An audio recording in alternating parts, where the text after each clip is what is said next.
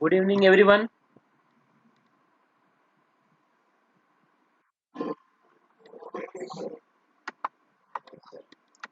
Good evening. Good evening, Deepali. Good evening. Good evening, everyone. Last class में हमने indexing का कुछ introduction पढ़ा था जो बाकी रह गया था। आज हम उसको आगे बढ़ाएंगे, ठीक है। Quality index in indexing, then evolution of indexing, ये कुछ चीज़ें बाकी थी, उसको आज कंप्लीट करेंगे। तो हमारा इंडेक्सिंग का चैप्टर 1 कंप्लीट हो जाएगा। ओके,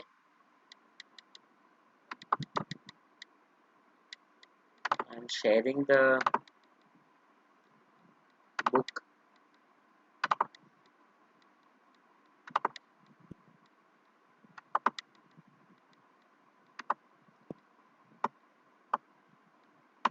यहाँ तक हमने last class problems in indexing, ये हमने लास्ट क्लास में पढ़ा था, ठीक है। उसके बाद हमें पढ़ना था क्वालिटी इन इंडेक्सिंग, ठीक है, कि जो भी इंडेक्सिंग होगी उसमें हम क्वालिटी को कैसे मेंटेन करके रख पाएंगे, ठीक है। The quality of an index is defined in term of its retrieval effectiveness, the ability to retrieve what is wanted and to avoid what is not, ठीक। इंडेक्सिंग होता क्या है? इंडेक्सिंग जैसे हमने पढ़ा था कि सब्जेक्ट इंडेक्सिंग, सब्जेक्ट के थ्रू यूजर को इनेबल करना कि वो जिस भी सब्जेक्ट से बुक को रिट्राइव करना चाहे उस सब्जेक्ट से वो इफेक्टिवली उसे रिट्राइव कर पाए। तो अगर इसकी क्वालिटी हमें मेंटेन रखना है तो हमें क्या करना होगा?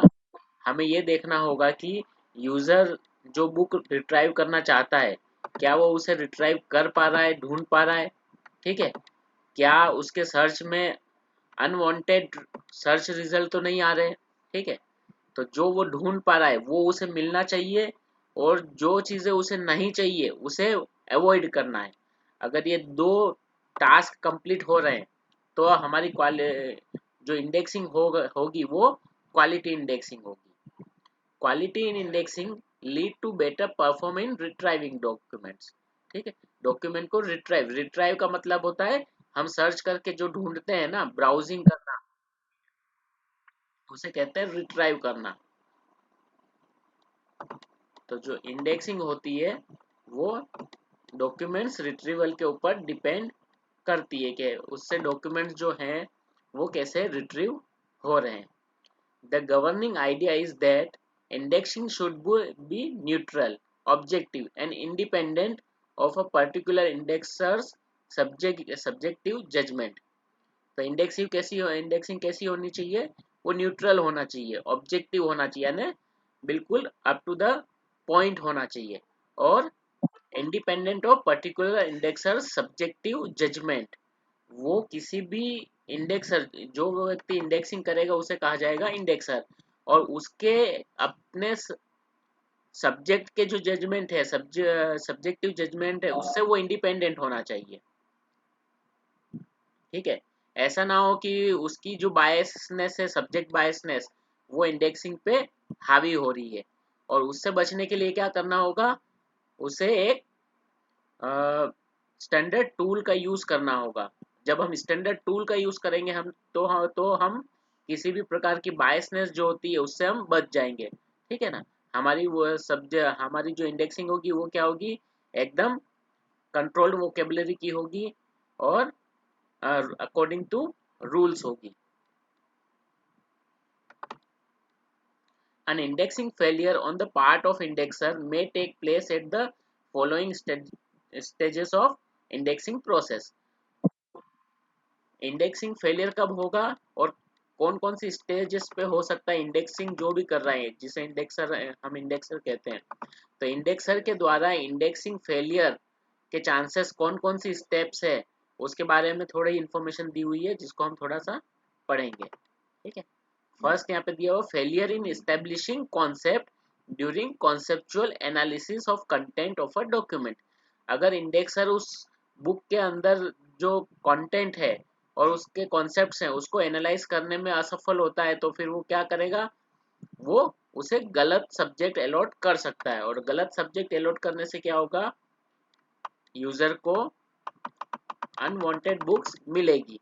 और क्या दो प्रॉब्लम हो सकती है, एक तो ये होगा कि यूजर को अनवांटेड बुक मिलेगी, और क्या हो सकता है एक और?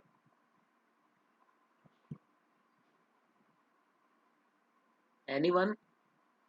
एक तो मैंने बता दिया, अगर इंडेक्सिंग गलत की है, ठीक है, वो सब्जेक्ट को आइडेंटिफाई नहीं कर पाया इंडेक्सर, तो फिर क्या होगा? हाँ, मतलब कैटलॉग कार्ड के साथ कुछ प्रॉब्लम नहीं होती, कैटलॉग कार्ड को, हाँ, टाइम वेस्ट भी होगा, और उसके वाइस वर्सा सोचिए। हाँ, हाँ, यूजर को जो चाहिए वो नहीं मिलेगा, और रंगानाथन के दो लॉज को याद रखो। Every book it's reader and every reader it's book. जिसे जिसे चाहिए, हाँ, जिसे चाहिए उसे नहीं मिलेगी, जिसे नहीं चाहिए उसे मिलेगी। ठीक है, तो दोनों दोनों चीजें होगी, जो उस बुक को ढूंढ रहा है लेकिन उसमें सब्जेक्ट गलत लिखे हुए इसलिए उसको वो बुक मिलेगी नहीं, और जो उस बुक को नहीं ढूंढ रहा है वो किसी और सब्जेक्ट को ढूंढ रहा है, लेकिन क्योंकि वो सब्जेक्ट इस सब्जेक्ट से मैच कर रहा है इसलिए उसके पास चली जाएगी, तो दोनों को वो बुक नहीं मिलेगी। यानी दोनों के ऑब्जेक्टिव्स हैं जो सर्च के वो कंप्लीट नहीं होंगे। Then second is failure to identify a topic that is of potential interest of the target user group. ठीक है, कॉन्सेप्ट पता चल गया, लेकिन कोई उस बुक में से कोई उसका जो एसेंस है, ठीक है, वो इंडेक्सर पता करने में नाकाम रहा। ठीक है, सब्जेक्ट पता चल गया कि ओके सोशियोलॉजी की बुक है ना, और ट्राइबल सोशियोलॉजी की बुक है, लेकिन उसके अंदर भी अब ये उनकी किस चीज की बुक है, उनकी कल्चर के बारे में बुक है, ठीक है, या उनकी अ, अ, समझिए रिचुअल्स के बारे में बुक है, या फिर उनकी डेली लाइफ के बारे में बुक है। ठीक है, तो जो पर्टिकुलर एसेंस है उस सब्जेक्ट का, उस टॉपिक का, वो भी अगर इंडेक्सर आइडेंटिफाई नहीं कर पाता है तो भी इंडेक्सिंग का क्या हो जाएगा, फेलियर होगा। तो उससे भी फिर क्या होगा, ऊपर वाली ही दो इशू खड़े होंगे जो हमने बात की कि जिसे नहीं चाहिए उसे मिलेगी, जिसे चाहिए उसे नहीं मिलेगी। Then misinterpretation of content of document lead to selection of misappropriate term. अगर हम उस कंटेंट को मिस रिप्रेजेंट मिस इंटरप्रेट करते हैं, उसको गलत समझते हैं, तो उसके बाद उसके लिए हम फिर इंडेक्सिंग के दौरान उसको हम गलत सब्जेक्ट अलॉट कर दें। तो ये तीनों जो अभी तक पढ़े ना वो तीनों एक जैसे ही हैं। एक में कंटेंट को ही समझने में भूल हो रही है, दूसरा कंटेंट के टॉपिक, कंटेंट तो समझ गए लेकिन उसके टॉपिक को आइडेंटिफाई नहीं कर पाए, और तीसरा उस कंटेंट को मिस इंटरप्रेट कर दिया। ठीक है, देन चौथा, failure in translating the results of conceptual analysis into indexing language.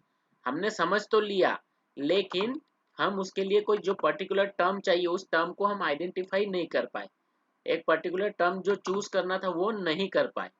ठीक है, तो यानी उस सब्जेक्ट को हम इंडेक्सिंग लैंग्वेज में कन्वर्ट नहीं कर पाए, और नहीं कन्वर्ट नहीं कर पाए तो हम जो सही सब्जेक्ट है वो उसको अलॉट नहीं कर पाएंगे, तो वो वहां पे भी क्या होगा, इंडेक्सिंग फेलियर होगा।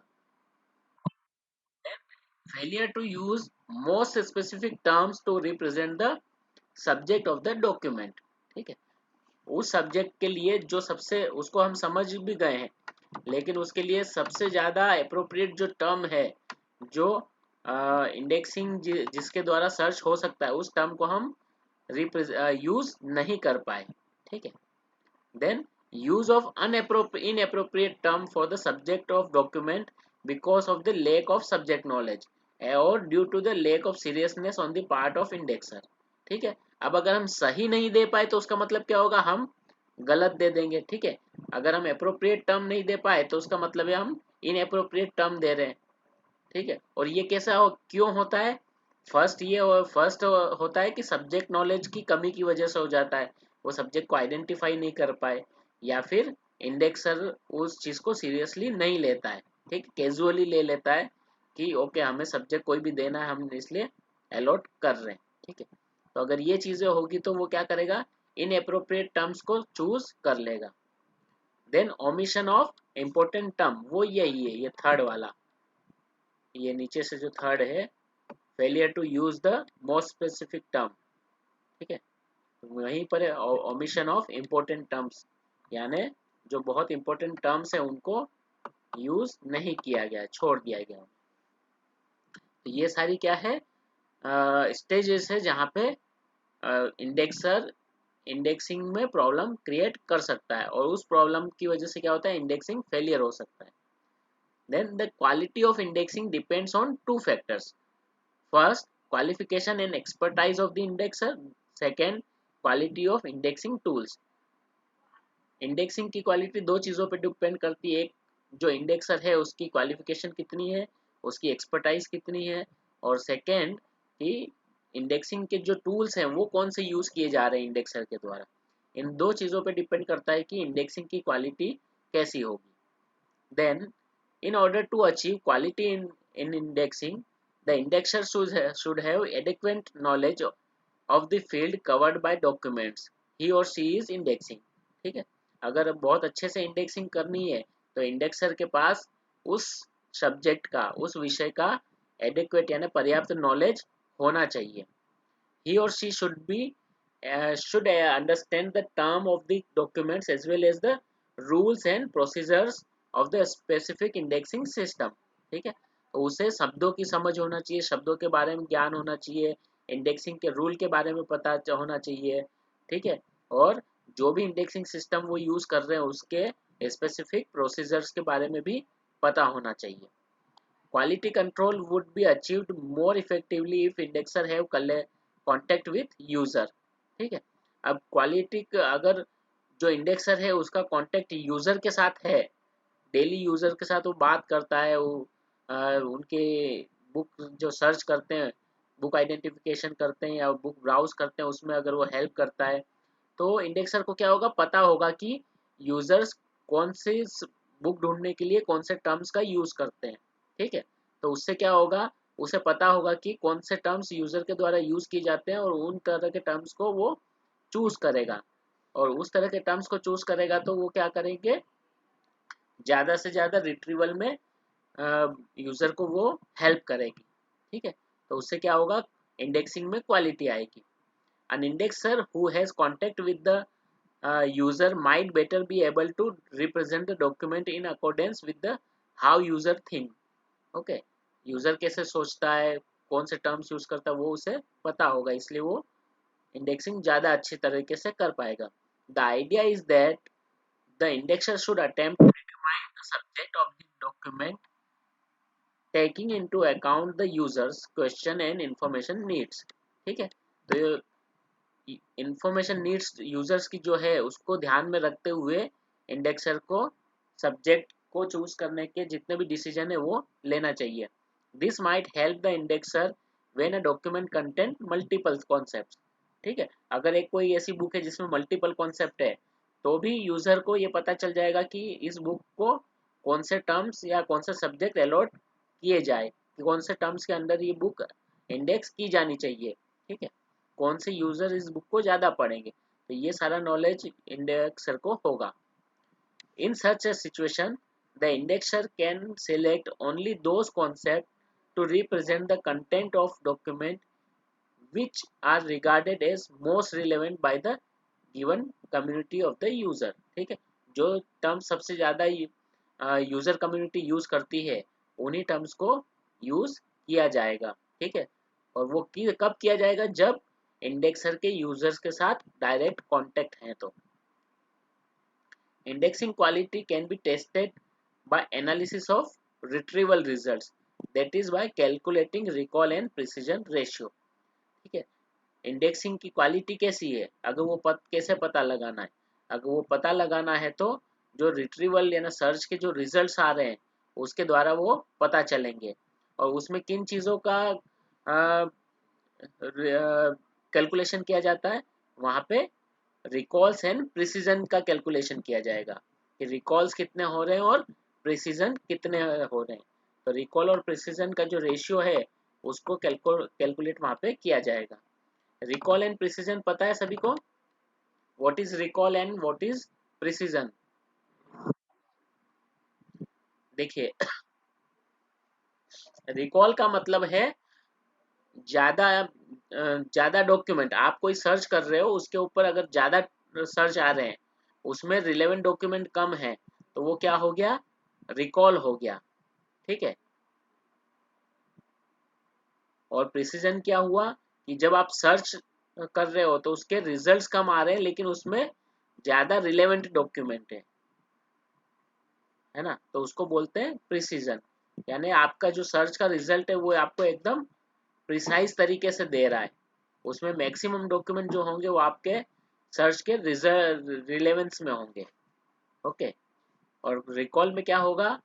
जब रिकॉल के अंदर मैक्सिमम डॉक्यूमेंट है, वो आपके हो सकता है कि आपके सर्च के ब्रॉड सब्जेक्ट को टच करे, लेकिन आपके सब्जेक्ट के कोर कॉन्सेप्ट को टच नहीं करेगा। ठीक है।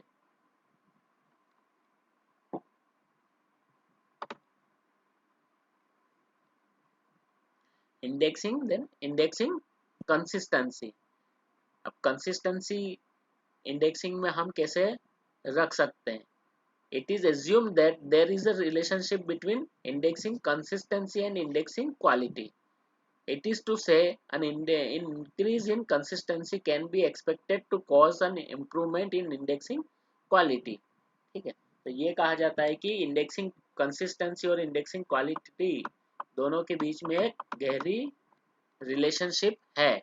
और जैसे जैसे इंडेक्सिंग में कंसिस्टेंसी बढ़ती जाएगी, वैसे वैसे इंडेक्सिंग की क्वालिटी भी बढ़ती जाएगी। ठीक है। तो कंसिस्टेंसी और क्वालिटी में हमेशा, चाहे कोई भी कॉन्सेप्ट हो, उसमें रिजल्ट रहता रिलेशन रहेगा ही। जितनी जितना हम कंसिस्टेंस रहेंगे, क्वालिटी उतनी ज़्यादा इम्प्रूव होगी। Traditionally, consistency in indexing has long been considered as acceptable indicator of indexing quality. Consistency in indexing is essential for effective retrieval. Indexing consistency is referred to the extent to which agreement exists on the terms to be used in indexing some document. ठीक है।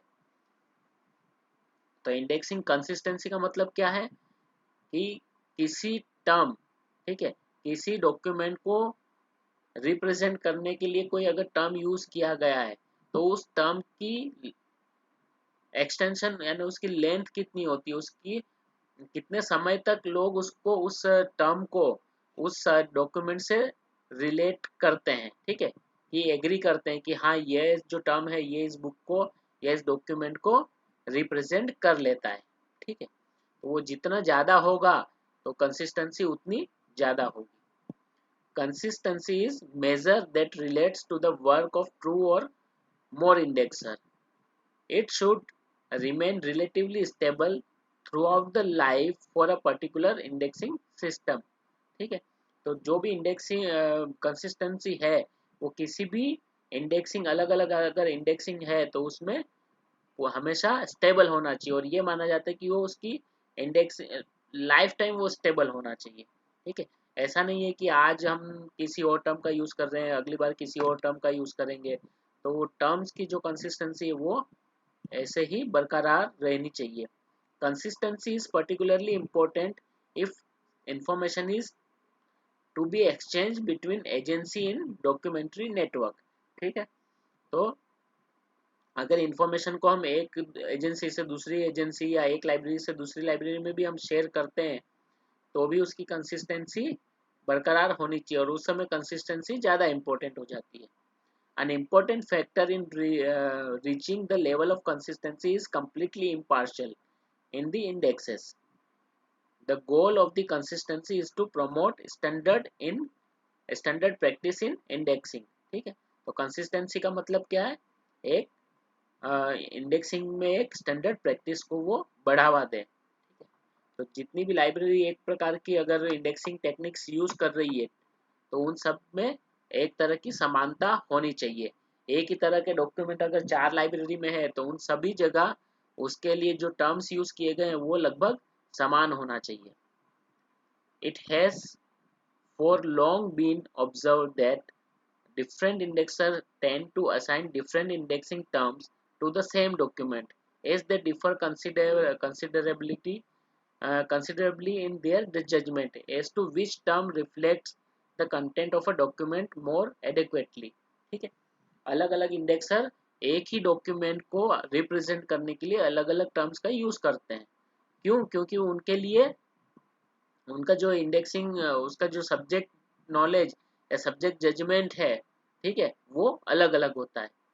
Essentially, indexing consistency is seen as measure of similarity of reaction of different human being processing the same information. अब अलग अलग लोग हैं, वो उनकी knowledge अलग अलग है, उनके डिसीजन अलग अलग होंगे, तो हो सकता है उनके द्वारा जो सब्जेक्ट दिए जाते हैं वो भी अलग अलग हों, या सब्जेक्ट अलग अलग नहीं होंगे, जो टर्म्स यूज किए जा रहे हैं वो अलग अलग हों. Indexing consistency is in a group of indexer is defined as the degree of agreements in the representation of the essential information content of the document by certain set of indexing terms selected individually and independently by each of the indexer in the group. ठीक है, अगर एक group में अगर indexing की जो consistency है, ठीक है, उसको अगर हम डिफाइन करें तो वो क्या होगा कि अगर 3-4 ग्रुप हैं, वो एक डॉक्यूमेंट, वो सभी एक ही डॉक्यूमेंट को इंडेक्स कर रहे हैं और वो किस टर्म पे एग्री होते हैं कि एक पर्टिकुलर टर्म पे कितने ग्रुप उसमें एग्री होते हैं, तो जितने ज़्यादा ग्रुप उसमें एग्री होंगे तो उसकी कंसिस्टेंसी क्या मानी जाएगी, उतनी ज़्यादा मानी जाएगी. मतलब जितने ज़्यादा लोग एक टर्म पर एग्री हैं, उस टर्म की कंसिस्टेंसी उतनी ज़्यादा बढ़ती जाएगी.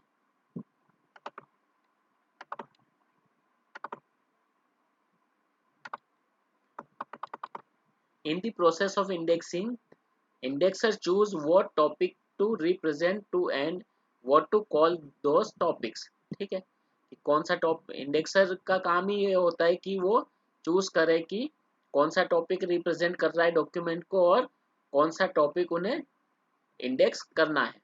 The goal is to select and name topics consistently so that all the material about the any given topic will be found together. ठीक है, अब अगर कंसिस्टेंसी रखेंगे, एक पर्टिकुलर डॉक्यूमेंट को हमेशा एक ही टर्म अलॉट किया जाएगा, तो फिर क्या होगा, उस सब्जेक्ट से रिलेटेड या उस टॉपिक से रिलेटेड सारी बुक या सारे जो इंफॉर्मेशन होगी वो एक साथ होगी.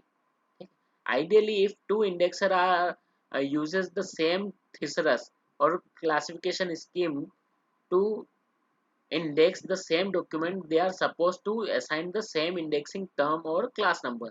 ठीक है, जैसे अगर क्लासिफिकेशन स्कीम की बात करते हैं, तो अगर चाहे उसे 10 लोग भी बना रहे हैं क्लास नंबर, लेकिन एक सिस्टम को फॉलो करके अगर एक डॉक्यूमेंट को 10 लोग क्लासिफाई कर रहे हैं, तो ये माना जाता है कि उन 10 क्लासिफायर्स का नंबर सेम होना चाहिए.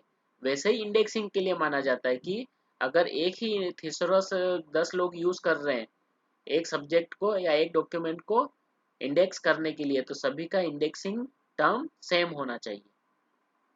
In practice indexers are not always consistent with each other. लेकिन प्रैक्टिस में प्रैक्टिकली क्या हो रहा है कि जो इंडेक्सर्स होते हैं वो एक दूसरे के साथ कंसिस्टेंट नहीं होते हैं, उनके टर्म्स मैच नहीं करते हैं. क्यों? क्योंकि subject indexing is essentially a subjective process. क्योंकि सब्जेक्ट इंडेक्सिंग जो है वो एक सब्जेक्टिव प्रोसेस है. Indexers may miss important point of document and add irrelevant term. Indexer क्या करते हैं, बहुत बार जो इंपॉर्टेंट टर्म्स होते हैं उनको मिस कर देते हैं और इररिलेवेंट टर्म्स को ऐड कर लेते हैं. This would stem from sufficient knowledge of indexer but about the subject. ठीक है, और ये कहाँ से, इसका कारण क्या है कि जो इंडेक्सर्स होते हैं उन्हें सब्जेक्ट का सफिशिएंट नॉलेज नहीं होता है. Decade for the research in consistency indexing, consistency between indexer and by the same indexer at different times has document medium to high level of consistency. और ये भी देखा गया है कि एक ही इंडेक्सर भी एक ही तरह के डॉक्यूमेंट को इंडेक्स करने के लिए बार बार भूल कर देता है। मतलब एक ही तरह के डॉक्यूमेंट अगर उसके पास आते हैं तो वो क्या करेगा, एक ही तरह के डॉक्यूमेंट को अलग अलग टर्म्स असाइन कर देगा। ठीक है, तो यहाँ पे हमने क्वालिटी ऑफ इंडेक्सिंग कंप्लीट किया, देन कंसिस्टेंसी इन इंडेक्सिंग ये कंप्लीट किया, then now evolution of indexing. Indexing को हम इवोल्यूट कैसे करेंगे कि वो अच्छी है, क्वालिटी इंडेक्सिंग है या नहीं है। an indexing system, yes, yes, yes, बोलिए। रिकॉल, देखिए रिकॉल में ये होता है कि आप जब सर्च करते हो तो कितने रिलेवेंट टर्म होते हैं और कितने इररिलेवेंट मतलब कितने रिलेवेंट डॉक्यूमेंट आ रहे हैं और कितने इररिलेवेंट डॉक्यूमेंट आ रहे हैं। अगर इररिलेवेंट का रेशियो ज्यादा है तो वो क्या कहला जाएगा, रिकॉल कहा जाएगा उसे। ठीक है, और प्रिसीजन कब कहा जाएगा, आपके डॉक्यूमेंट कम आ रहे हैं। ठीक है, आपके डॉक्यूमेंट आप सर्च कर रहे हो तो समझिए कि एक ही टर्म को आपने सर्च किया, उसके रिजल्ट में आपको 1000 मिल रहे हैं रिजल्ट। ठीक है, और 1000 में से 800 जो है वो आपके रिलेवेंट नहीं है, 200 ही आपके रिलेवेंट है। ओके, तो यहाँ पे आपका सर्च रेशियो कितना हुआ, रिलेवेंस रेशियो 20% हुआ कि 1000 में से केवल 200 डॉक्यूमेंट आपके काम के हैं। ठीक है, ऑन दी अदर हैंड आपने अगर फिर से किसी डॉक्यूमेंट को सर्च किया और उसके रिजल्ट में आपको 100 डॉक्यूमेंट ही मिले। ठीक है, लेकिन 100 में से 80 डॉक्यूमेंट्स रिलेवेंट है, 20 जो है वो इररिलेवेंट है, 80 रिलेवेंट है। तो यहाँ पे रिलेवेंसी रेशियो कितना हुआ, 80%। तो जो 80% है वो एक प्रिसीजन कहा जाएगा, और जो 20% वाला है वो रिकॉल कहा जाएगा, जहाँ पे डॉक्यूमेंट ज्यादा आ रहे हैं लेकिन जो रिलेवेंट डॉक्यूमेंट है वो कम है। ठीक है, और रिकॉल और प्रिसीजन का यूज कहाँ पे ज्यादा होता है, वो उसका यूज रिसर्च में ज्यादा होता है। ठीक है, और जो रिसर्चर होते हैं, जैसे कोई भी पर्टिकुलर टॉपिक पे कोई भी रिसर्चर जब रिसर्च करता है और जब वो रिसर्चर क्या करता है, रिसर्च शुरू करता है, तो उसका नॉलेज बहुत कम होता है किसी भी टॉपिक में। तो वो क्या करेगा, वो रिकॉल सर्च पे जाएगा, रिकॉल में मतलब उसे ज्यादा रिजल्ट चाहिए। ठीक है, और उसको वो क्या करे, क्योंकि उसको ज्यादा बुक्स पढ़ना होगी, है ना, क्योंकि उसे कुछ नहीं पता है तो वो ज्यादा पढ़ेगा, ज्यादा पढ़ने के लिए उसे रिकॉल ज्यादा पसंद करेगा कि मुझे रिजल्ट ज्यादा चाहिए, ज्यादा बुक के बारे में मुझे जानना है। और जैसे जैसे वो पढ़ता जाएगा उस सब्जेक्ट में, उस रिसर्चर का नॉलेज बिल्ड होता जाएगा, तो वो रिकॉल की तरह से किस तरफ जाता जाएगा, प्रिसीजन की तरफ चलता जाएगा। ठीक है, फिर उसे उसे किस तरह की प्रिसाइज इंफॉर्मेशन चाहिए कि नहीं, मुझे अब इसके बारे में इतनी ही इंफॉर्मेशन चाहिए, ये प्रिसाइज इंफॉर्मेशन चाहिए मुझे, है ना। तो मुझे ब्रॉड इंफॉर्मेशन नहीं चाहिए, मुझे पॉइंटेड इंफॉर्मेशन चाहिए। तो उसे वो किस तरफ जाएगा, वो प्रिसीजन की तरफ जाएगा, है ना, यानी ब्रॉडर से नैरोअर की तरफ जाएगा।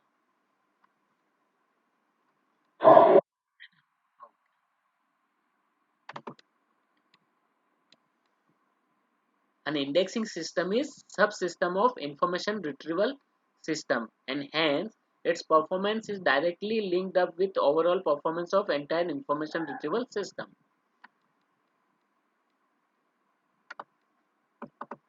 Evaluation of an indexing system essentially means measuring of performance of system, success or failure in terms of retrieval efficiency to the user and its internal operating efficiency, cost effectiveness, and cost benefit to the manager of the system. ठीक है, तो indexing system को अगर evaluate करना है तो हमें क्या क्या करना होगा, जो सर्च रिजल्ट्स हैं, रिट्रीवल है, उसका सक्सेस या फेलियर हमने देखा ना होगा। ठीक है, उसकी सर्च की स्पीड एंड उसकी एक्यूरेसी हमें देखनी होगी, उसकी अप्रोचेस कितनी इजी है यूज़र के लिए वो हमें देखना होगा, और उसका ऑपरेटिंग सिस्टम कितना इजी है वो हमें देखना होगा, उसका कॉस्ट इफेक्टिवनेस क्या है या कॉस्ट बेनिफिट क्या है, इंफॉर्मेशन प्रोवाइडर के लिए वो भी देखना होगा। ठीक है, तो ये सब चीज़ें ऑल टुगेदर जब स्टडी की जाएगी तो हमें क्या पता चलेगा, हम उसको इवेल्यूट कर पाएंगे। The foundation of information scientist in 1958।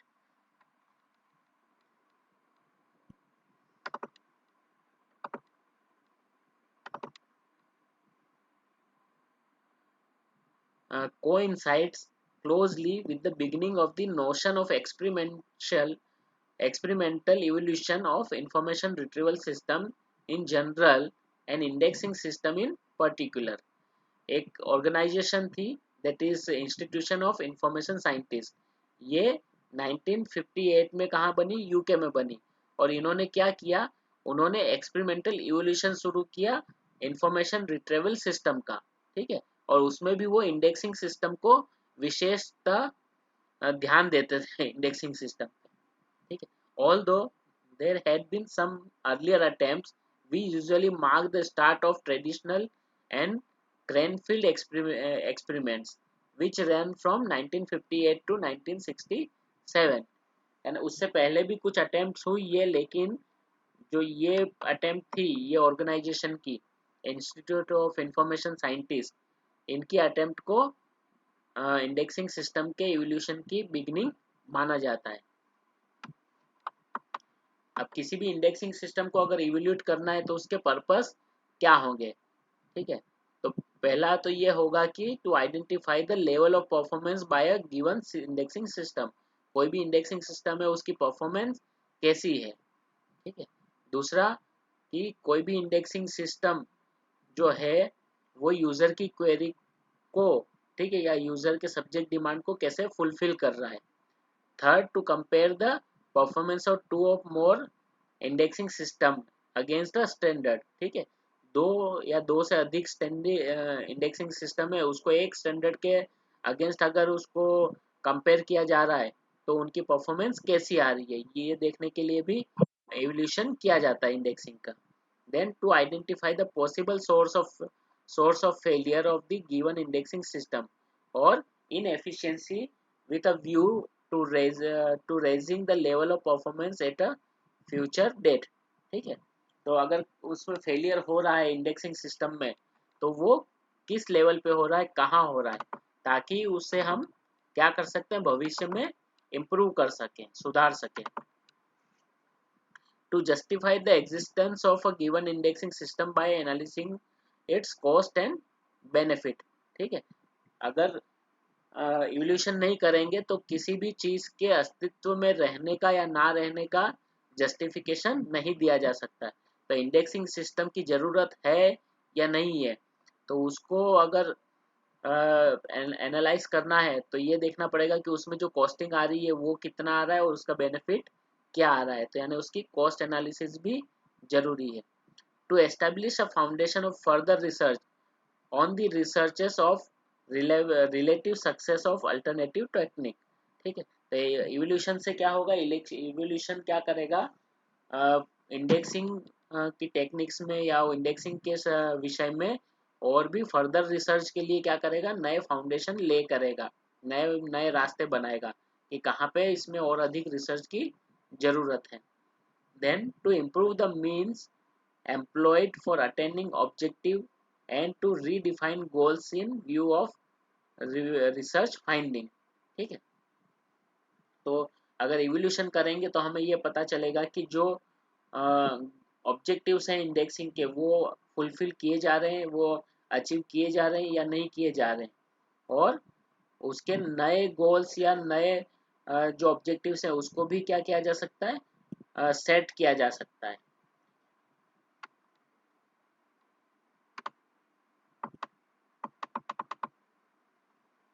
Then efficiency and effectiveness of indexing system। By effectiveness we mean the level up to which the given indexing system is attains its stated objective। ठीक है, effectiveness का मतलब है कि उसके objective जितने थे उन ऑब्जेक्टिव्स को वो किस लेवल तक अटेंड कर रहा है। The effectiveness may be a measure of how far an information retrieval system can retrieve relevant information withholding non relevant information.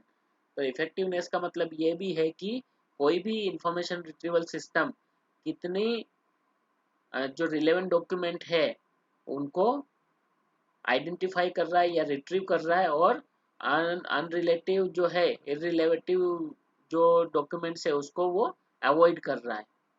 The effectiveness of an indexing system can be measured by calculating recall and precision ratio. तो उसको अगर major करना है तो हमें recall और precision ratio को analyse करना होगा.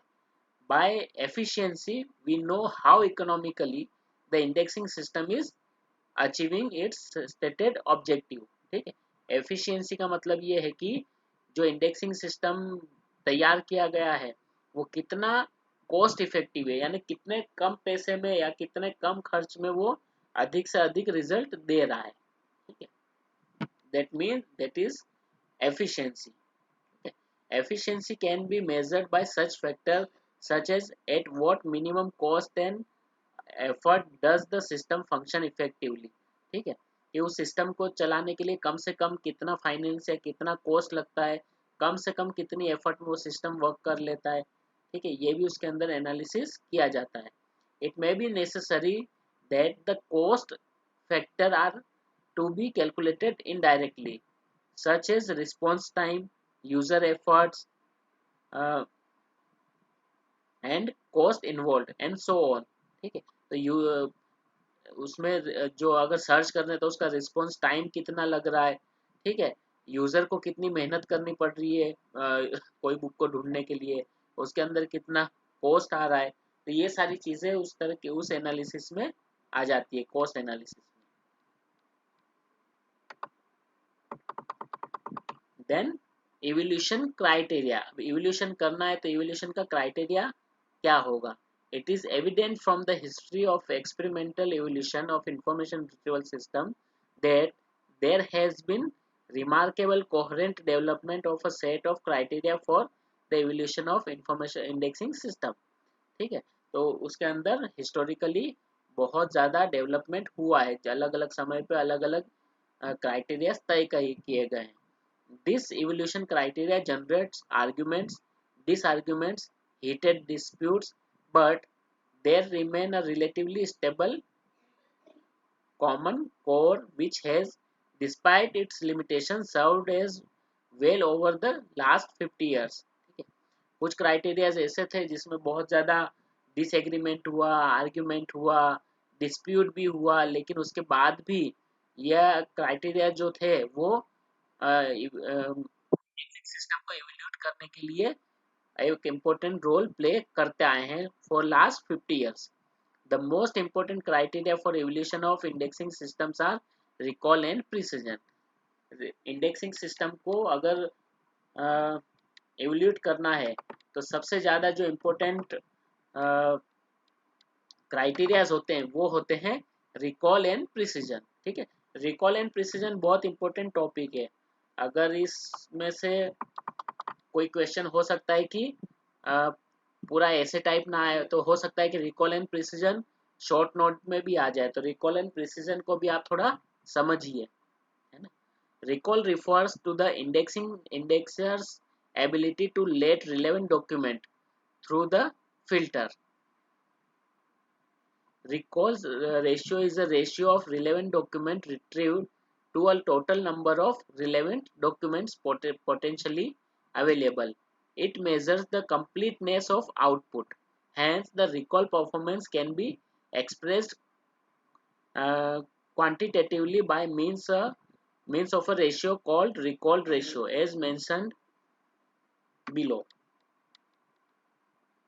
ठीक है, रिकॉल रेशियो का फॉर्मूला क्या होता है. Recall ratio is equal to R upon C into 100, where R is number of relevant document upon 100 upon C मतलब total number of relevant document available to the particular request in the collection. ठीक है, उस collection में कितने document है और recall में उस डॉक्यूमेंट में उसमें से कितने ज़्यादा रिट्रीव हुए.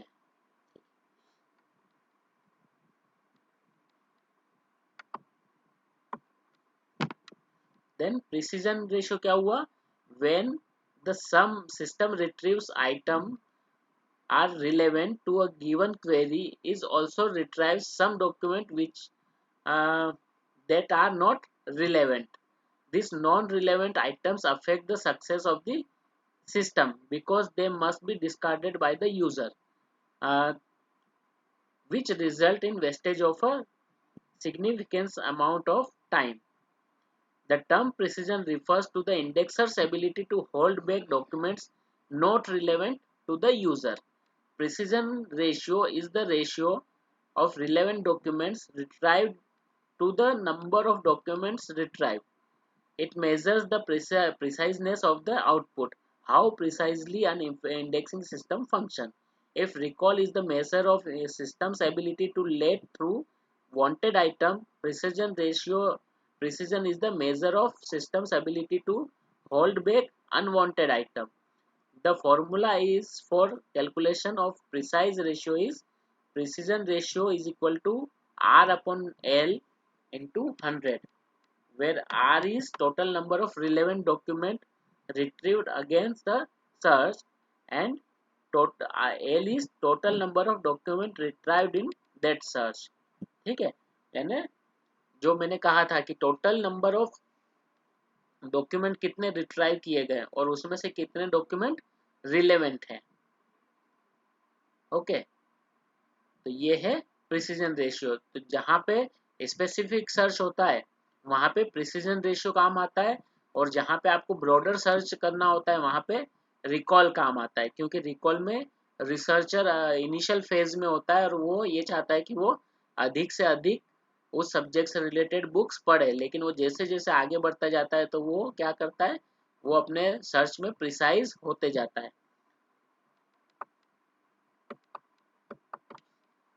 Okay, the search result again the query is separate the all documents into two parts. ठीक है, जो सर्च रिजल्ट होते हैं वो दो पार्ट में डॉक्यूमेंट्स को डिवाइड करते हैं. One part is set of relevant document and other part is unrelevant document या irrelevant document. The following matrix can be used as a common frame of reference for evaluation of indexing system with reference to calculation of recall and precision.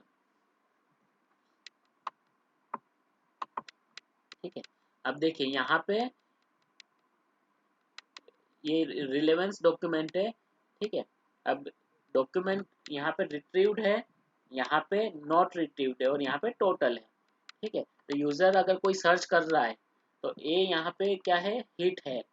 ठीक है, यानी जो document relevant है वो उसे मिल गए हैं, और बी इज नॉइस यानी जो डॉक्यूमेंट रिलेवेंट नहीं है फिर भी मिल गए हैं.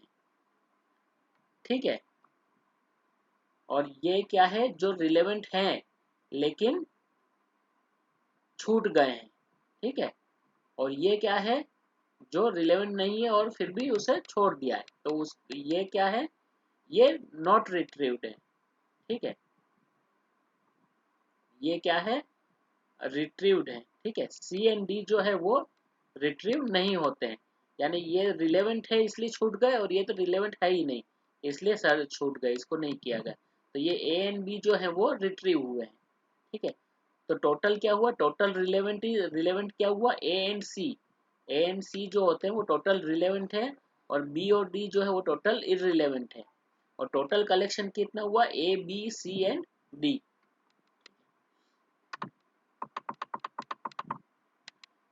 तो फिर यहाँ पे अगर इस मैट्रिक्स पे अगर आपको रिकॉल और प्रिसीजन को कैलकुलेट करना है तो आप कैसे कैलकुलेट करोगे, तो यहाँ पे जो रिलेवेंट डॉक्यूमेंट है वो कितने हैं, ए.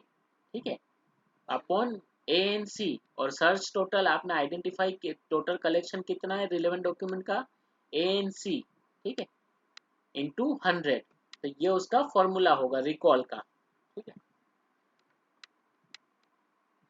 प्रिसीजन का रेशियो क्या होगा, ए अपॉन ए एंड बी. ठीक है, ए कितना है यानी कितने हिट हुए और रिट्रीव कितने हुए, उसमें से रिलेवेंट कितने हैं.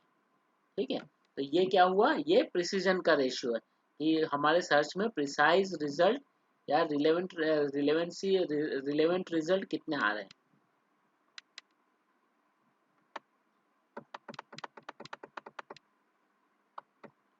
तो यहाँ पे वही A is hit, B is noise, C is missed and D is dodged. ठीक है, यानी वो डॉक्यूमेंट रिलेवेंट नहीं है इसलिए वो नहीं आए. It need to be pointed out that 100% recall and 100% precision are not possible in practice because recall and precision tend to vary inversely in searching. ठीक है, किसी भी सर्च में 100% रिकॉल एंड 100% प्रिसीजन दोनों पॉसिबल नहीं होता है क्योंकि दोनों की मीनिंग अलग अलग है. ठीक है, एक टोटल कलेक्शन में से कितना वो ढूंढ पा रहा है. ठीक है, और दूसरा वो होता है कि हमने जितना ढूंढा है उसमें से कितना रिलेवेंट है. ओके, तो ये दोनों अलग अलग है इसलिए एक ही सर्च के अंदर 100% रिकॉल और 100% प्रिसीजन पॉसिबल नहीं होता है. When we broken a search to achieve better recall, precision tend to go down. ठीक है, जब अच्छा रिकॉल ढूंढना होता है तो प्रिसीजन चला जाता है और जब अच्छा प्रिसीजन चाहिए तो रिकॉल रिकॉल चला जाता है. Conversely, we restrict the scope of a search by searching more stringly uh, stringently in order to improve the precision. Recall tends to deteriorate. ठीक है, तो ये इन शॉर्ट ये इतना कह रहा है कि रिकॉल एंड प्रिसीजन दो ऑपोजिट होते हैं. अगर आपको हाई प्रिसीजन चाहिए तो रिकॉल क्या हो जाएगा, वो लो हो जाएगा. और आपको हाई रिकॉल चाहिए तो प्रिसीजन लो हो जाएगा. ठीक है,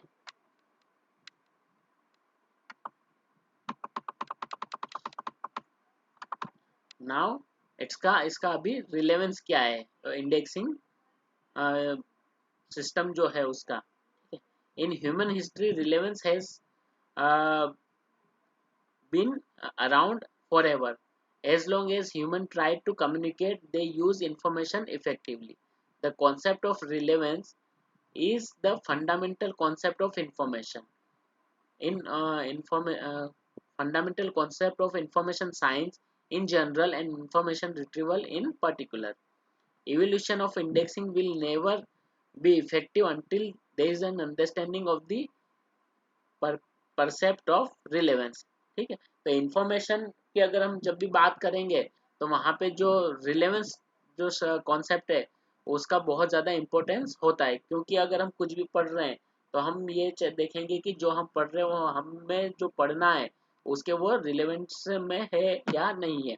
ठीक है, कोई अगर सर्च कर रहा है उसका रिजल्ट आ रहा है तो वो रिजल्ट उसके सर्च के अकॉर्डिंग रिलेवेंट है या नहीं है.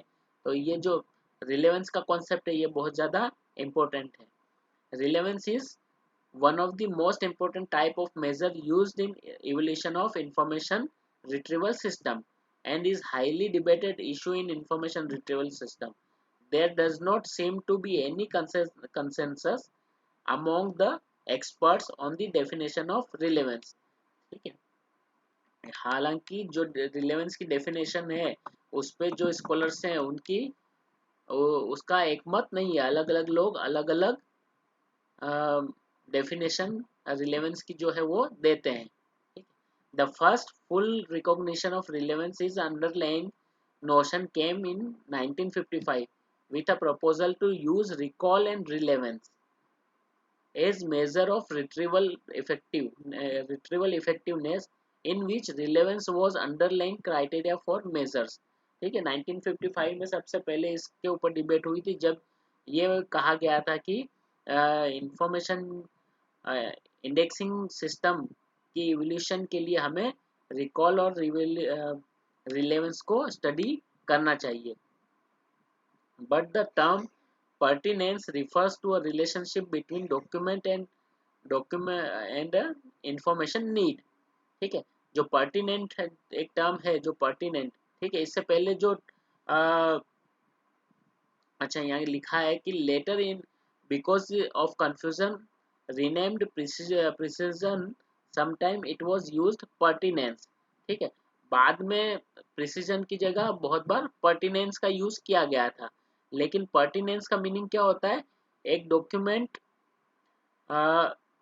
और एक रिक्वायर्ड डॉक्यूमेंट, इन दोनों के बीच में जो डिफरेंस है उसको कहा जाता है pertinence. Whereas the term relevance refers to the relationship between a document and a requested statement. ठीक है, तो रिलेवेंस का मीनिंग ये होता है कि एक डॉक्यूमेंट और रिक्वेस्ट, मेरी रिक्वेस्ट और एक डॉक्यूमेंट, इन दोनों के बीच में क्या रिलेवेंस है. ठीक है, उस क्या रिलेशनशिप है उनकी. ठीक है, इसे कहा जाएगा रिलेवेंस. ओके, और पर्टिनेंस किसे कहा जाएगा, किसी डॉक्यूमेंट और किसी डॉक्यूमेंट की जरूरत, उन दोनों के बीच की जो रिलेशनशिप है उसे कहा जाएगा रिलेशनशिप, उसे कहा जाएगा pertinence. Okay, it refers to the ability of information retrieval system to retrieve materials that satisfy the need of the users. ठीक है, तो ये, तो रिलेवेंस क्या करेगा, रिलेवेंस किसी भी इंफॉर्मेशन रिट्रीवल जो सिस्टम है उसकी एबिलिटी को आइडेंटिफाई करेगा कि वो यूजर की जो रिक्वायरमेंट्स है, उसकी जो रिक्वेस्ट है, उसको किस लेवल तक सेटिस्फाई कर सकता है. We know that the main objective of indexing, forming an essential component of an IR system, is to determine the aboutness of documents for subsequent retrieval of information, object relevant to user queries. ठीक है, तो किसी भी indexing system का objective क्या होता है.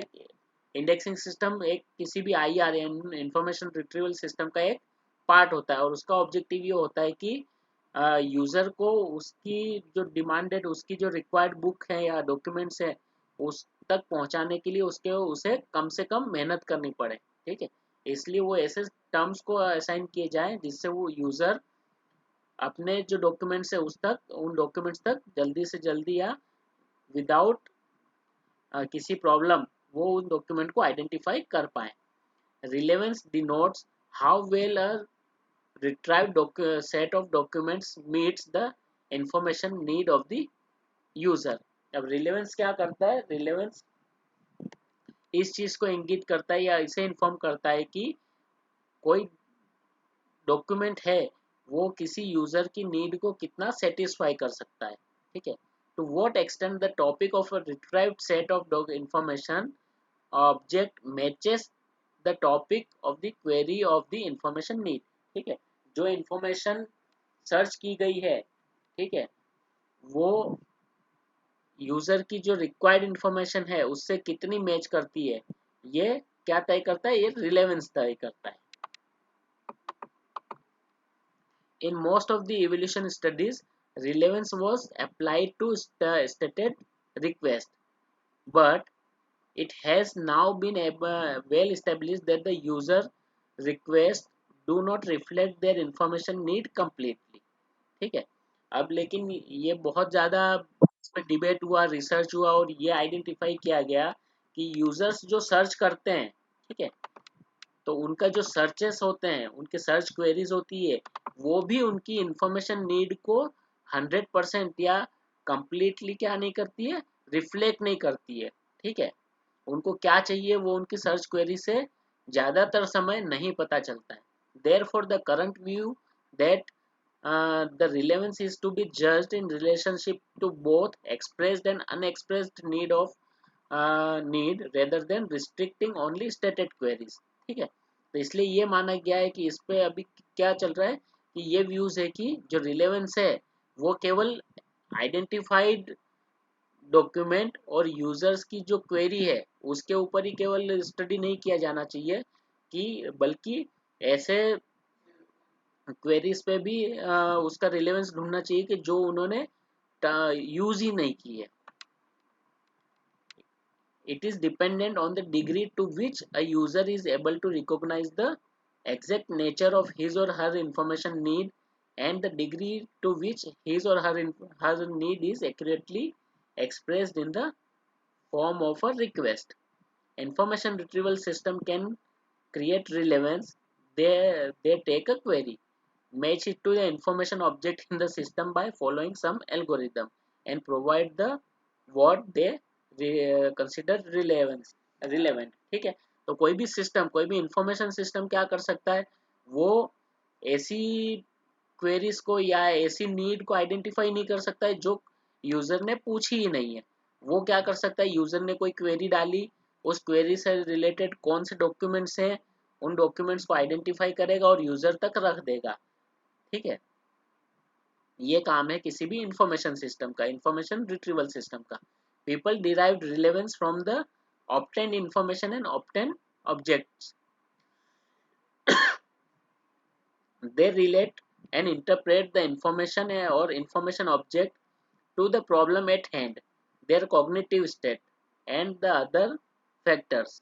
In other words, people take the retrieved result and derive what they may be relevant to them.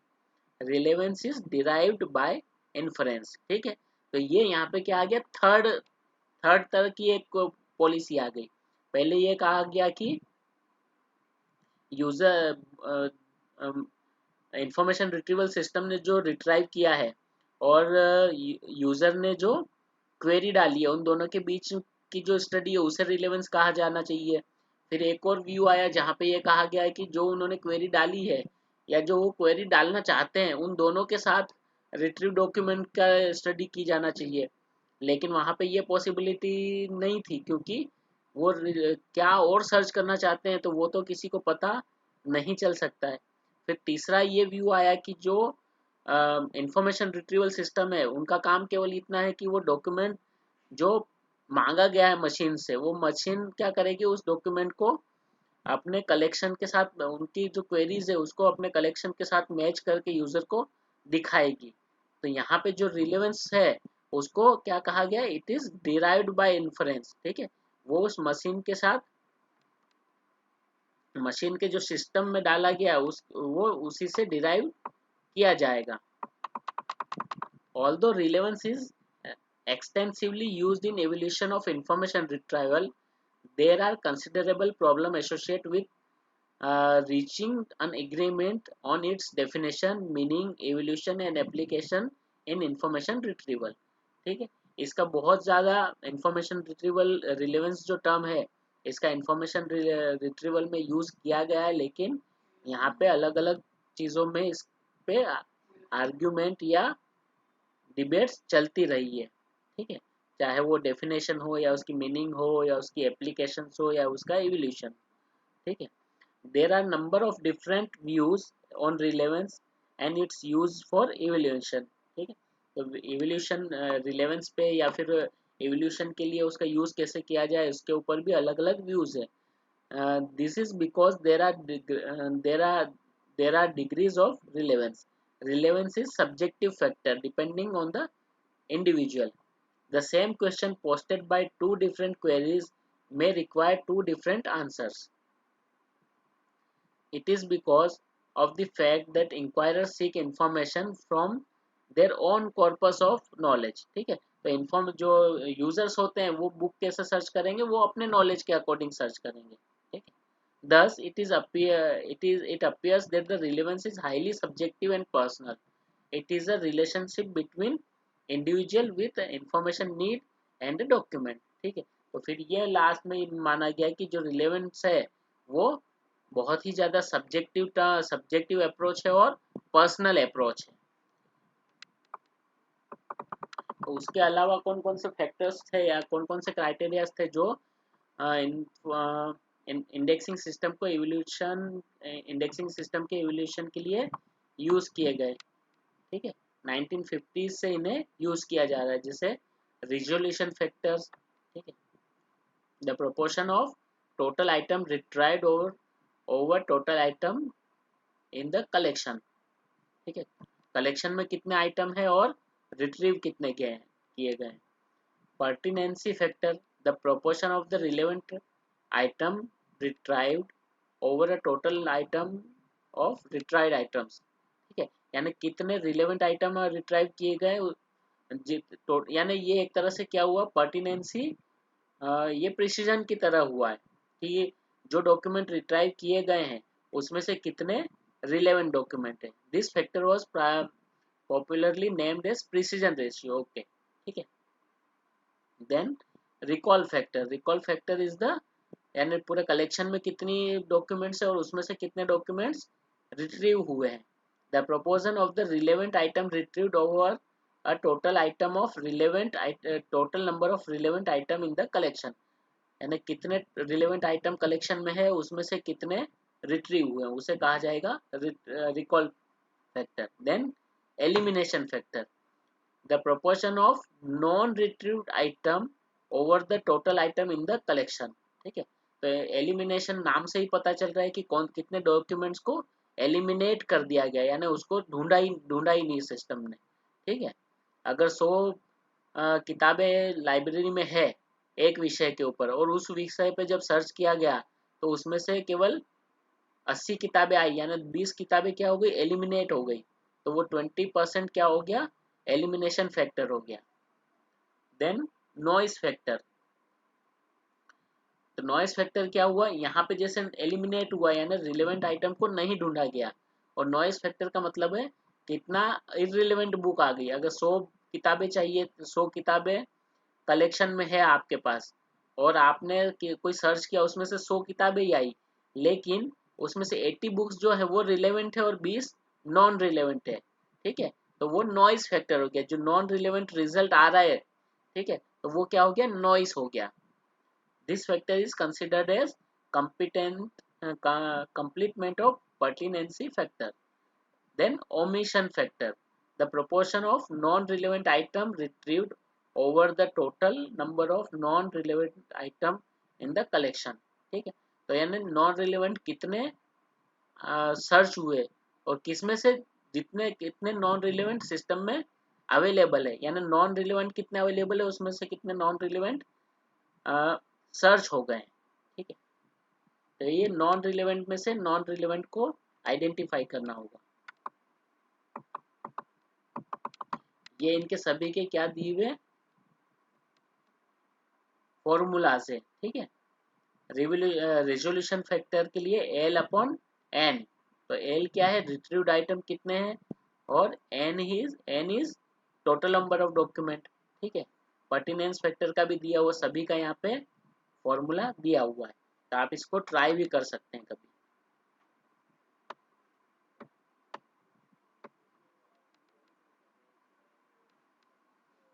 ठीक है, तो रिकॉल समझ ही गए, रिकॉल का मतलब क्या है, एनीवन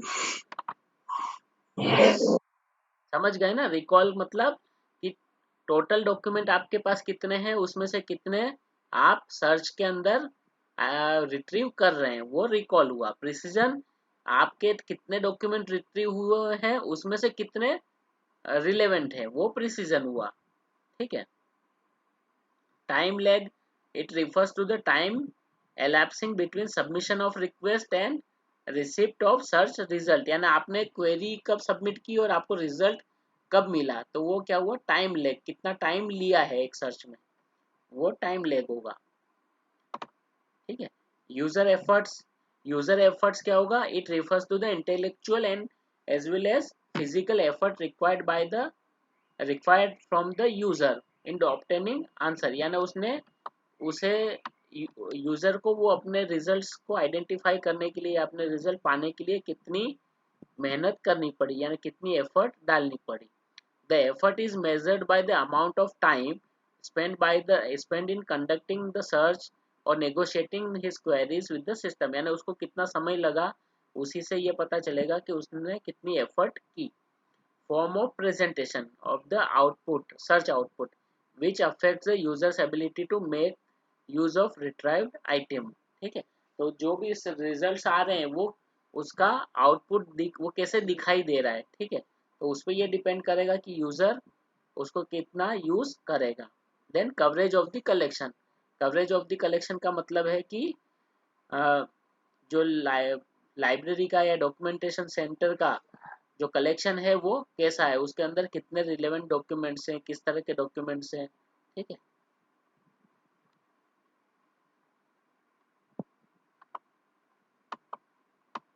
देन ये कुछ टेस्ट हैं, क्रैनफील्ड टेस्ट है, मेडलार टेस्ट है, ये कुछ टेस्ट है, वो किस चीज़ के लिए, मेजर रिट्रीवल एक्सपेरिमेंट्स। ठीक है, ये अलग अलग समय पे अलग अलग तरह के टेस्ट आए जो इंफॉर्म इंडेक्सिंग जो सिस्टम है उसको इवेल्यूट करते थे। तो सबसे फर्स्ट जो indexing retrieval system, information retrieval system का जो एवोल्यूशन था वो था क्रैनफील्ड टेस्ट के थ्रू। ठीक है, और ये कब आया था? 1957 में इसे किया गया था, और it is popularly known as Cranfield one project. Its objective was to investigate into the comparative efficiency of 4 indexing system. ठीक है, 4 इंडेक्सिंग सिस्टम की एफिशिएंसी को ये मेजर कर रहा था, that is UDC, faceted classification, alphabetical subject heading list and uniterm indexing system. इन चार को ये क्या कर रहा था? एनालाइज कर रहा था। Cranfield one was most significant study in the decade 1958 to 1968। Even then it was not free from criticism. सबसे इम्पोर्टेंट थी, फिर भी इसकी क्रिटिसिज्म होती थी। One of the most criticism against this study was to the artificiality without much relation to the real life situation। ये कहा गया था कि ये जो पूरी स्टडी है वो क्या है, पूरी आर्टिफिशियल है, इसका रियल लाइफ से कोई रिलेशनशिप नहीं है। ठीक है, उसके बाद दूसरा टेस्ट आया, वो था मेडलार टेस्ट। ठीक है, it is the largest evolution of an operating system performed by Lancaster on the performance of a medical literature analysis and retrieval system। मेडलार अभी भी चलता है, of US National Library of Medicine in the period of 1966 to 1967। ठीक है, 66-67 में ये आया था, और ये मेडलार जो सबसे बड़ा एक मेडिकल इंफॉर्मेशन सिस्टम था उस समय का, उसको ये एनालाइज करने के लिए बनाया गया था MEDLARS test. This study involves the derivation of performance figure and conduct of details of failure of analysis for a sample of 3,000 real searches conducted in 1966-1967। ठीक है, 3000 जो सर्च किए गए थे उसकी उन्होंने स्टडी की थी कि उसमें फेलियर कितना हो रहा है, वो उसका रिजल्ट किस तरह से आ रहा है, जो भी सर्च का रिजल्ट था उसकी वो स्टडी की गई थी। The objective of the Medlar test was to evaluate the indexing existing system and to find out how could it be improved। ठीक है, तो existing जो उस समय का सिस्टम था उसको evaluate करना था कि वो कैसे काम कर रहा है, और उसमें कुछ कमियां अगर है तो उसे कैसे improve किया जा सकता है, ये उसके ऑब्जेक्टिव थे। The document collection available on the Medlar service at that time of the test consisted about 7 lakh document। ठीक है, तो उस समय जो इसका कलेक्शन था वो लगभग 7 लाख डॉक्यूमेंट का था। ठीक है, उसके बाद नेक्स्ट जो टेस्ट था या एक्सपेरिमेंट था वो था TREC experiment, TREC। Prior to 1991 researches in information retrieval was limited to small test collection and there was little transfer of research ideas into commercial system। The Text Retrieval Conference, that is TREC, launched in 1991, introduced the first large text collection of full text documents in order to enable IR researchers to scale up from small collection to the small collection of data to larger experiment. ठीक है, तो अभी तक जो भी search आ रहे थे या जो भी टेस्ट आ रहे थे वो छोटे छोटे टेस्ट थे, लेकिन ये जो टेस्ट आया ये बहुत लार्ज स्केल टेस्ट था, और इसकी वजह से जो रिसर्चर्स थे वो बड़े पैमाने पे इंफॉर्मेशन जो सिस्टम था उसका इवोल्यूशन कर पाए। ठीक है, और इस जो ये वाला जो एक्सपेरिमेंट था इसको defence advance research project agency ने क्या किया था, फंड किया था। ठीक है, तो ये इतना ज़्यादा पढ़ने की ज़रूरत नहीं है, केवल इतना नाम आप याद रखिए, ट्रेस एक्सपेरिमेंट जो 1991 में आया था, और इसका क्या था जो ऑब्जेक्टिव था, वो था स्मॉल स्केल से लार्ज स्केल की तरफ लेके जाना। ठीक है, लार्ज स्केल पे इंफॉर्मेशन सिस्टम को क्या करना, इवेल्यूट करना। A wide range of information retrieval strategies were tested in different trace experiment. ठीक है, तो उसके जो अलग अलग एक्सपेरिमेंट्स हुए उसमें अलग अलग एक्सपेरिमेंट्स किए गए। ठीक है, इसने एक्सपेरिमेंट्स में बुलियन सर्च पे एक्सपेरिमेंट किया गया, पैराग्राफ रिट्रीवल कैसे कर रहा है। ठीक है, नेचुरल लैंग्वेज सर्च कैसे कर रहा है, डिक्शनरी बेस्ड सर्चिंग किस तरह से हो रही है ना। तो ये सभी तरह के सर्च इसमें किए गए। ठीक है, ठीक है। अब समरी आ गई, तो समरी को आप पढ़ लीजिएगा। तो समझ में आ गया आपको आज जो हमने डिस्कस किया। हाँ बोलिए आप।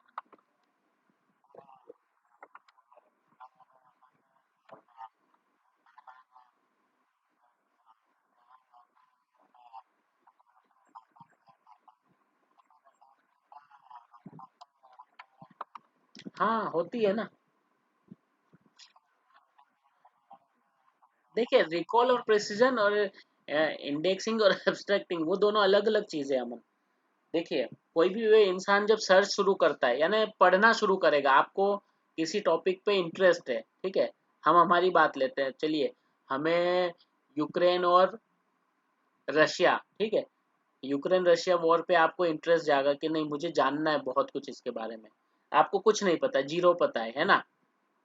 तो जब आप शुरू करोगे तो आप क्या करोगे, आपको जो भी डॉक्यूमेंट चाहिए वो आप पढ़ोगे, कहीं से भी कुछ भी मिल रहा है आप पढ़ते रहोगे पढ़ते रहोगे।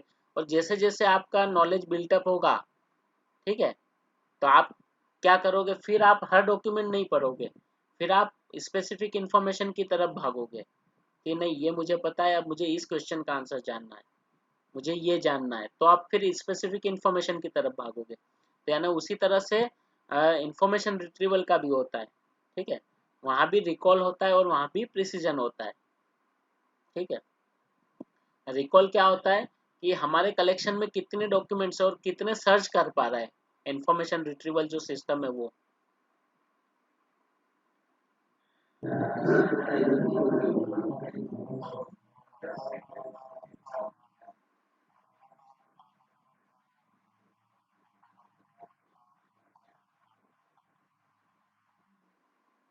एब्स्ट्रैक्टिंग इंडेक्सिंग, देखिए एब्स्ट्रैक्टिंग इंडेक्सिंग चीज ही अलग है। एब्स्ट्रैक्टिंग एंड इंडेक्सिंग इसलिए कहा जाता है, देखिए वो क्या होता है, एब्स्ट्रैक्टिंग इंडेक्सिंग क्या होता है मैं वो बताता हूँ। बहुत सारे आर्टिकल्स अलग अलग जर्नल्स में छपते हैं, करेक्ट, छपते हैं ना अमन, है ना। और हो सकता है कि सारे आर्टिकल्स, अब दुनिया के सारे जर्नल्स तो एक लाइब्रेरी में हो नहीं सकते, है ना।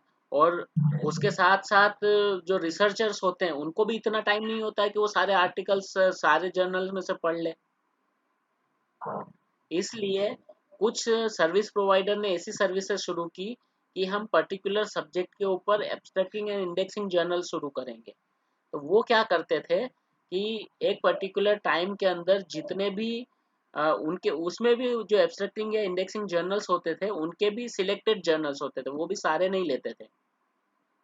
तो अगर समझिए कि सोशल साइंस में लिया, है ना, सोशल साइंस एब्स्ट्रैक्टिंग जर्नल होते हैं, तो सोशल साइंस एब्स्ट्रैक्टिंग जर्नल या साइंस एब्स्ट्रैक्टिंग जर्नल हुआ या केमिकल एब्स्ट्रैक्टिंग जर्नल्स हुआ, तो वो एक पर्टिकुलर सब्जेक्ट के ऊपर एक पर्टिकुलर टाइम में पब्लिश होने वाले सारे मुख्य जो जर्नल्स होते थे उनको लेते थे। उनके अंदर जो आर्टिकल्स पब्लिश हुए उनको वो इंडेक्स करते थे कि ये सारे आर्टिकल्स पब्लिश हुए हैं, ये इनका नाम है, ये इनके ऑथर का नाम है, इस वॉल्यूम में पब्लिश हुए हैं, यानी उसकी सारी बिब्लियोग्राफिकल डिटेल देते थे। और उसके साथ साथ उसका एक एब्स्ट्रैक्ट पब्लिश करते थे कि उस आर्टिकल में है क्या, ठीक है। तो उसको जब यूजर पढ़ते थे, जो रिसर्चर पढ़ते थे, तो उनका टाइम बहुत बच जाता था, प्लस उन उन्हें जो वाइड जो कवरेज था वो मिल जाता था कि उन्हें अ, पूरे बहुत सारे जर्नल्स में क्या पब्लिश हुआ किसी पर्टिकुलर टाइम में वो उन्हें पता चल जाता था, ठीक है। उसके साथ साथ उसका एब्स्ट्रैक्ट भी होता था, तो उन्हें ये अंदर उसका कंटेंट भी पता चल जाता था कि उस आर्टिकल में है क्या। और ये एब्स्ट्रैक्ट साधारण एब्स्ट्रैक्ट नहीं होते थे, ये बहुत ही हाईली एक्सपर्ट लोगों द्वारा बनाए जाते थे, ठीक है।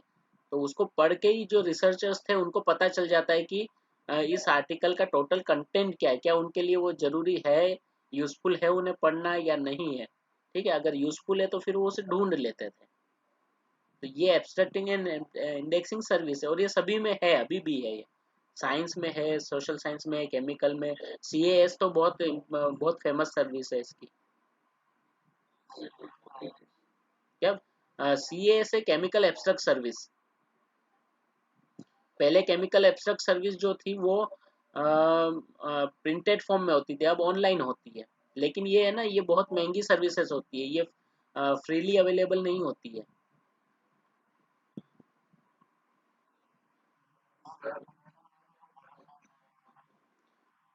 देखिए, आपको फ्रीली जर्नल मिल जाएंगे, फ्रीली आपको जर्नल मिलेंगे, एब्स्ट्रैक्टिंग सर्विस नहीं मिलेगी, क्योंकि ये अलग से मेहनत करके बनाई जाती है, तो अलग से मेहनत करके कोई कुछ भी फ्री में नहीं देगा। तो केमिकल एब्स्ट्रैक्ट्स हैं या फिर सोशल साइंस एब्स्ट्रैक्ट है या साइंस एब्स्ट्रैक्ट है, तो ये एब्स्ट्रैक्ट तो जो है वो आपको पे करके ही लेने पड़ेंगे, एब्स्ट्रैक्ट फ्री नहीं मिलते हैं। ठीक है। Library and information science abstract.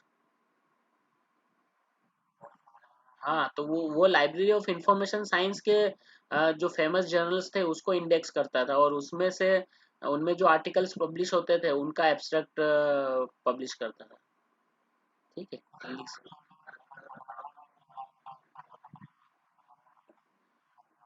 लीसा में, लेकिन लीसा में आप ढूंढ नहीं पाओगे ना, वो है, लीसा जो है ना, फ्री नहीं होगा, पेड होगा।